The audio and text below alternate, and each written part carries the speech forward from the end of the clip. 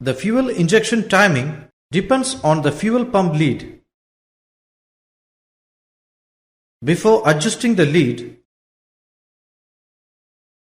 isolate the fuel oil system by closing inlet and return valves.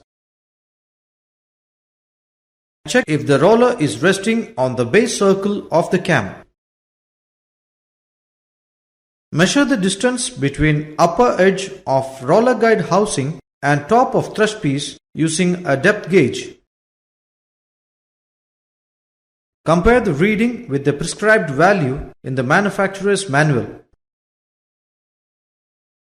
To adjust the fuel pump lead, remove the thrust piece using a special extraction tool. Add shims of required thickness to advance or remove them to retard the timing. Use a mallet to mount the thrust piece in the slot. Measure the lead once again. Run the engine on full load and check the combustion pressure.